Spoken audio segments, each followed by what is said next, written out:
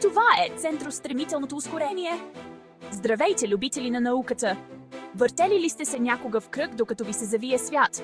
Това усещане се дължи на нещо, наречено центростремително ускорение. То кара предметите да се движат в кръг. Не забравяйте, че ускорението е всяка промяна в скоростта или посоката. Когато се движите в кръг, постоянно променяте посоката си. Това означава, че постоянно ускорявате, дори ако скоростта ви остава същата. Центростремителното ускорение винаги е насочено към центъра на кръга. То е като невидима сила, която ви дърпа навътре. Без него бихте полетели по права линия. Представете си, че въртите топка, вързана за връв. Връвта създава сила, която кара топката да се движи в кръг. Тази сила създава центростремителното ускорение, като дърпа топката към центъра. Центростремителното ускорение е навсякъде около нас. То е основен принцип, който се среща в много ежедневни дейности. То действа, когато се возите на въртележка, въртите ласо или дори когато карате колело в завой. Когато се возите на въртележка, центростремителната сила ви държи в кръгово движение. По подобен начин, когато каубой върти ласо, въжето създава центростремителна сила, която държи ласото в ротация. Забелязали ли сте, че се накланяте, когато карате колело в завой? По този начин тялото ви се балансира с силите, които действат върху него. Това е така, защото тялото ви иска да продължи да се движи по права линия, но триенето между гумите и пътя осигурява необходимата центростремителна сила, за да завиете. Без това триене, просто бихте се хлъзгали. Дори орбитата на Земята около Слънцето се дължи на центростремителното ускорение. Гравитационното привличане на Слънцето действа като центростремителна сила. Гравитацията действа като огромно, невидимо въже, дърпайки Земята към Слънцето и поддържайки я в орбита. Помислете за влакчетата на ужасите. Когато минавате през лупинг, се чувствате по-тежки в долната част и по-леки в горната. Това е така, защото центростремителното ускорение променя силата, която усещате от седалката си. В долната част на лупинга силата е по-голяма поради комбинирания ефект на гравитацията и центростремителното ускорение. В горната част на лупинга силата е по-малка, тъй като гравитацията и центростремителното ускорение действат в противоположни посоки. Тази игра на сили прави пътуването толкова вълнуващо. Ето какво е положението с центростремителното ускорение. То е по-силно, когато се движите по-бързо или когато правите по-остър завой. Представете си, че шофирате кола. Ако завиете рязко с висока скорост, усещате сила, която ви тласка навън. Това е така, защото е необходимо по-голямо центростремително ускорение, за да се направи този остър завой. Важно е да се разбере връзката между скоростта, радиуса и центростремителното ускорение. Тя помага на инженерите да проектират безопасни пътища, да строят вълнуващи влакчета на ужасите и да разберат как се движат планетите в космоса. Колкото по-бързо се движите или колкото по-остър е завоят, толкова повече центростремително ускорение е необходимо, за да останете на пътя. Готови ли сте за малко математика? Не се притеснявайте, не е толкова сложно. Формулата за центростремително ускорение, където е центростремителното ускорение, е скоростта на обекта, е радиусът на кръговата траектория. Тази формула ни казва, че центростремителното ускорение се увеличава с квадрата на скоростта. Това означава, че ако удвоите скоростта си, имате нужда от 4 пъти по-голямо центростремително ускорение. Също така, то намалява с увеличаване на радиуса на кръга. По-малък кръг означава по-голямо ускорение. Така че следващия път, когато се въртите, спомнете си за формулата. Става дума за скорост, радиус и невероятната сила, която кара нещата да се движат в кръг. Раздел 5. Радиусът на забавлението. Как размерът влияе на въртенето? Радиусът е разстоянието от центъра на кръга до всяка точка от неговата окръжност. Това е просто, но мощно измерване, което може да промени нашето преживяване с въртящите се обекти. То играе важна роля в центростремителното ускорение. Помислете за въртележка. Радиусът определя колко силно усещате въртенето. Ако стоите близо до центъра, ще изпитате по-малко ускорение, отколкото ако стоите на ръба. Това е така, защото центърът има по-малък радиус. Това е така, защото ръбът на въртележката има по-голям радиус, така че изминава по-голямо разстояние за същото време. Колкото по-голям е радиусът, толкова по-изразен е ефектът. Колкото по-малък е радиусът, толкова повече пълни обороти правите на определено разстояние.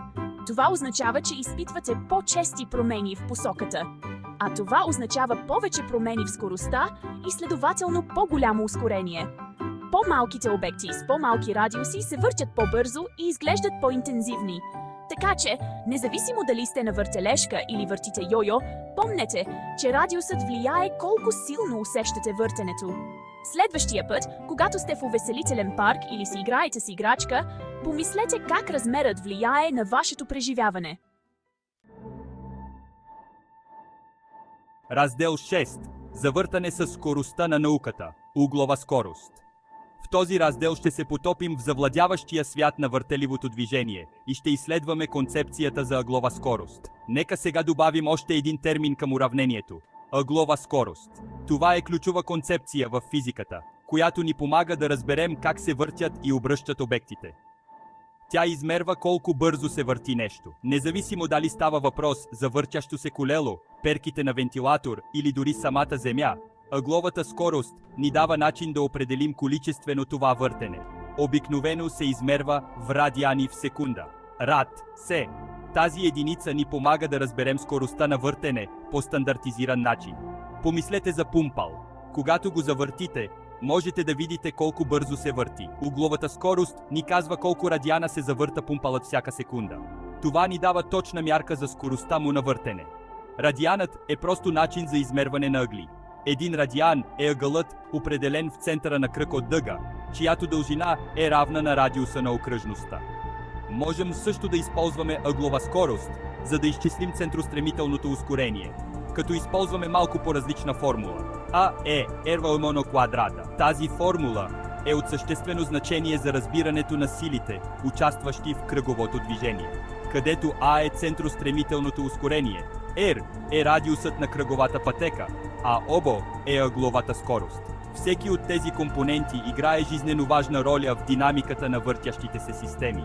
Така че, ако знаете радиуса и скоростта на въртене на даден обект, можете да изчислите неговото центростремително ускорение. Това изчисление ни помага да предвидим и разберем поведението на въртящите се обекти. Това е като секретен код, който отключва мистериите на кръговото движение. Въоръжени с това знание, може да се задълбочите в сферата на физиката и да изследвате чудесата на динамиката на въртенето. Раздел 7. Дръжте се здраво! Това е центростремителната сила. Значи знаем, че центростремителното ускорение кара нещата да се движат в кръг. Но какво го причинява? Отговорът е центростремителна сила. Центростремителната сила е всяка сила, която дърпа или бута обект към центъра на кръгова пътека. Това е, което пречи на нещата да летят по права линия. Спомняте ли си първия закон за движението на Нютон?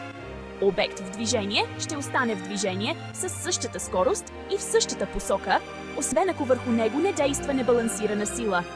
Центростремителната сила е тази небалансирана сила, която кара даден обект да се движи в кръг. Винаги е насочена към центъра на кръга, точно като центростремителното ускорение. Раздел 8. От сушилните за салата до космическите станции. Центростремителната сила в действие. Центростремителната сила е навсякъде. Тя е в действие в много предмети и явления около нас. Да вземем, например, сушилнята за салата. Когато завъртите кошницата, капките вода вътре изпитват центростремителна сила, която ги изтласква навън. Тъй като дупките в кошницата позволяват на водата да излиза, тя излита по права линия. Или помислете за спътниците, които обикалят около Земята. Силата на гравитацията осигурява центростремителната сила, която им пречи да отлетят в космоса. Дори чаят в чашата ви, когато го разбърквате, е подложен на центростремителна сила.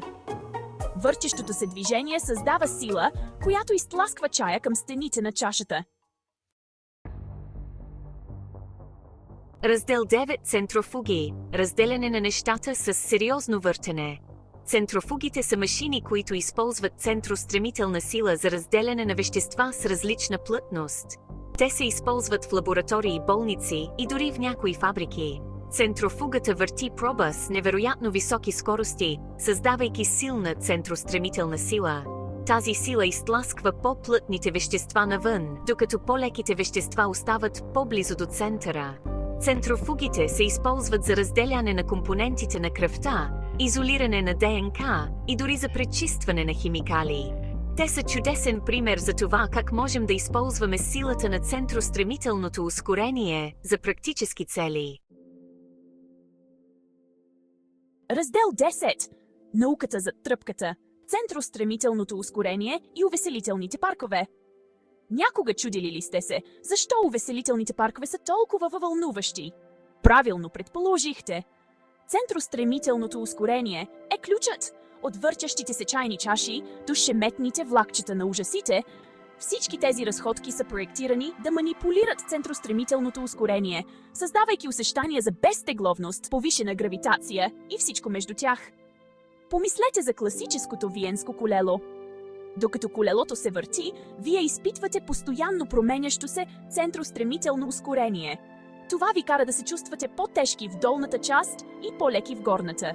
Инженерите в увеселителните паркове внимателно изчисляват скоростта, радиуса и силите, участващи във всяка разходка, за да осигурят тези вълнуващи усещания, като същевременно гарантират безопасността на всички.